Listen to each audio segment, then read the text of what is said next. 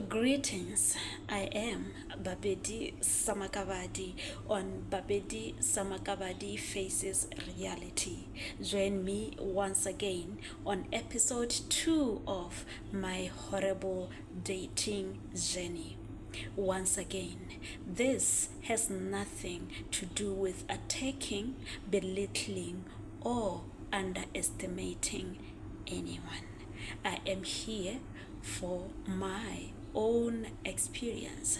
I am here to share what I have learned, what I am carrying, what I have gone through for the benefit of my own personal mental health, and for those who are willing to learn from other people's mistakes, experiences.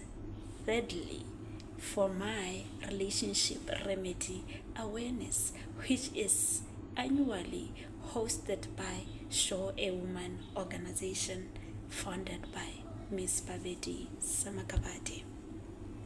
If you remember very well, on the first episode, we ended by the part where I got to realize that the man I was dating has actually inserted the abortion pills inside me through my genitals without my consent.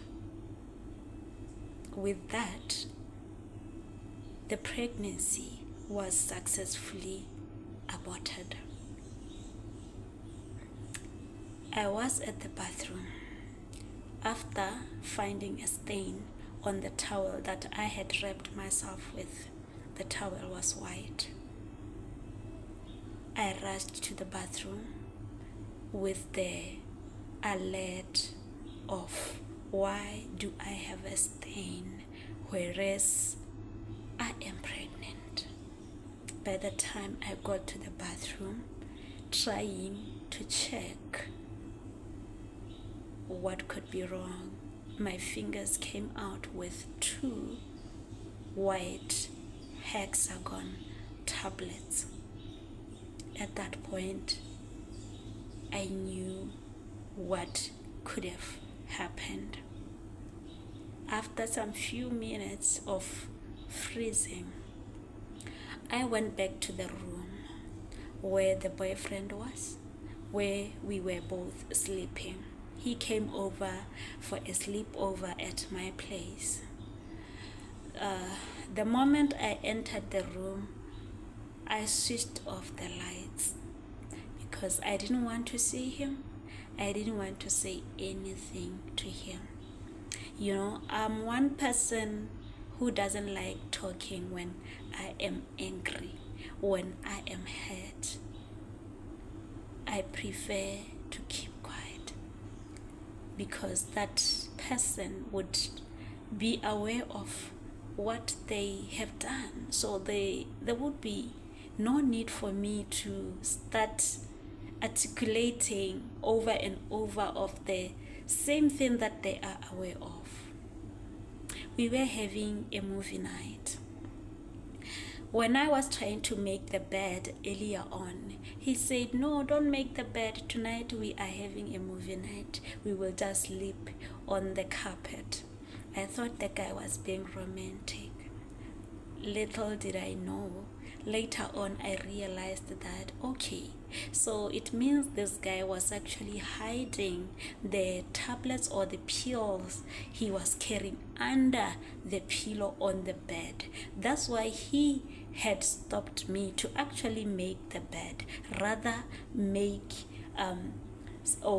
our sleeping blankets on the carpet and watch the movie. I thought it was a romantic night. Jude, it was my death night. The guy had come all planned, all prepared to kill me, to kill the baby. You know, so I switched off the lights when I entered the room. He then asked, "Why are you switching off the lights when I'm still watching TV?" I didn't respond. I just went straight to where our blankets were, slept, or just laid down there silently. I kept quiet. He kept asking, "What's wrong? What's wrong? What's wrong?" I kept quiet for some time until I felt so fed up.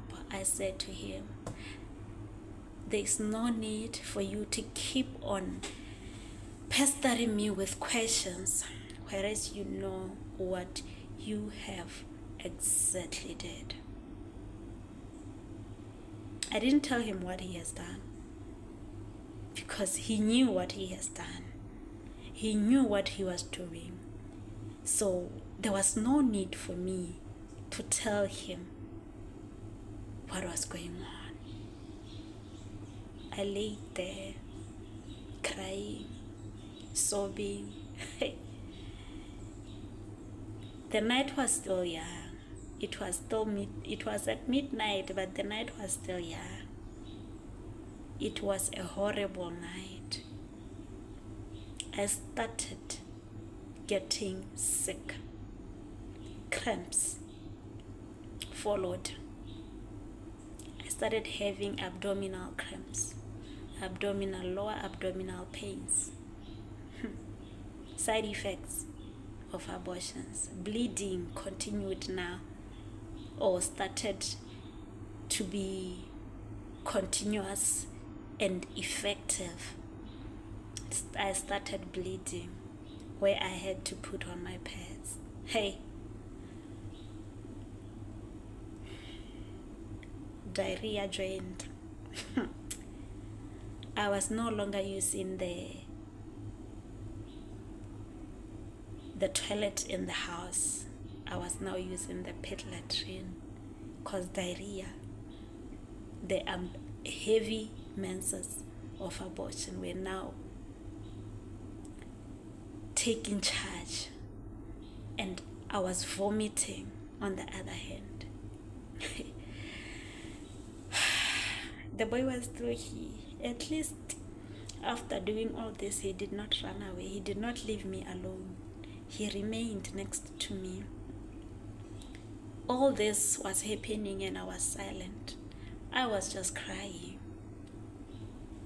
He came closer to me, apologizing, because he could see that I was terribly getting worse. I couldn't say, "Take me to the hospital." We did not have the car that night. I work in a hospital. I couldn't say, "Let's go to my workplace," because of embarrassment. I was wondering what I was going to say to my colleagues. Why did I abort this child? Why did this man abort this child? So we were home the whole night. As much as I was groaning in pain, he was the one helping me to change pads over and over. My dear,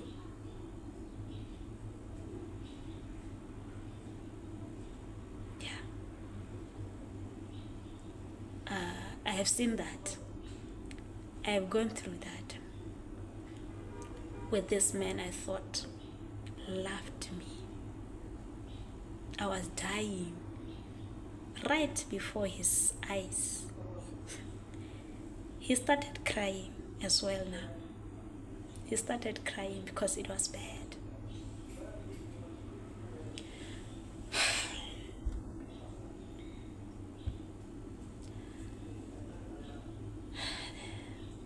Yeah,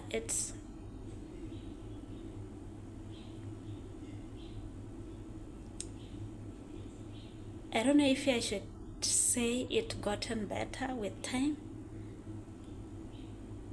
I don't know, but what I know is it was a horrible night. After all the vomiting, the bleeding, which did not stop, the diarrhea, which eventually stopped. The vomiting and the diarrhea stopped eventually. Sometimes I don't remember, but one thing I remember is he apologized. I asked him, why did you do what you did? He said he was covered by a dark cloud. I asked him, where did you get this idea? He said he met up with some guy at his home village and then advised him on this and that, and that's how he ended up buying the abortion pills. He apologized. Rather. We later on cuddled throughout the night. Yeah, we cuddled throughout the night. I did not get angry for a long time because the moment was just so intense. It got up to be so emotional.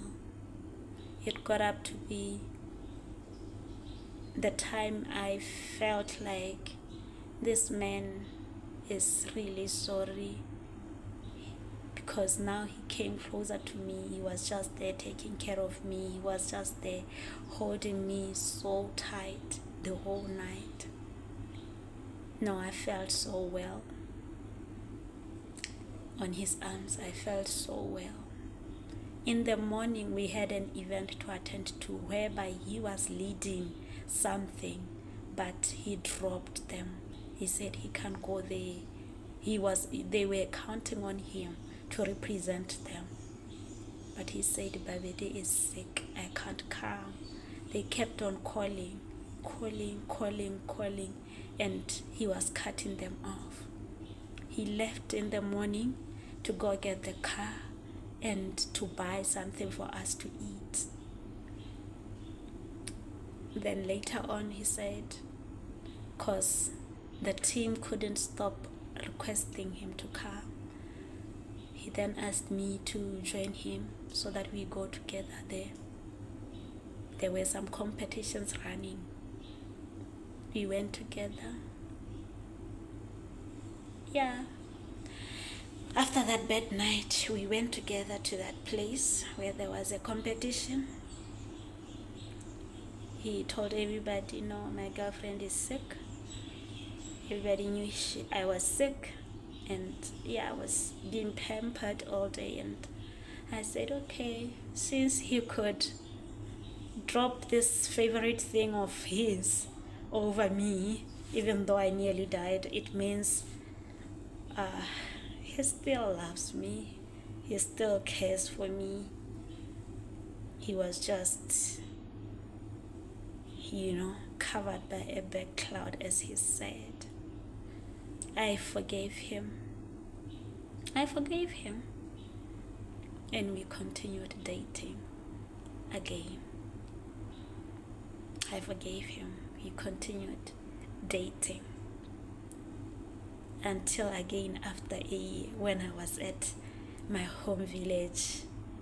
We were on a call and he asked, when are you coming back? I said, I am not quite sure. And he said, okay, we need to talk. Nevertheless, before that, after this, or the whole incident, he said he wants to take our relationship to a next level. Oh, okay. He started introducing me to his personal life, took me to his home village, took me to his church. Now he wanted me to be his life partner, until the call said, we need to talk. And I asked him, do you want to break up with me? He didn't answer. He just, laughed a bit. I knew something was up. I returned back to the city, whereby ever since I returned, he never showed up at my place. Now I was the one calling him. You said we need to talk. When are you coming? Until now I turned into the what do they call it? Men, when they no longer want you, they say a nagging girlfriend. See you on part 3.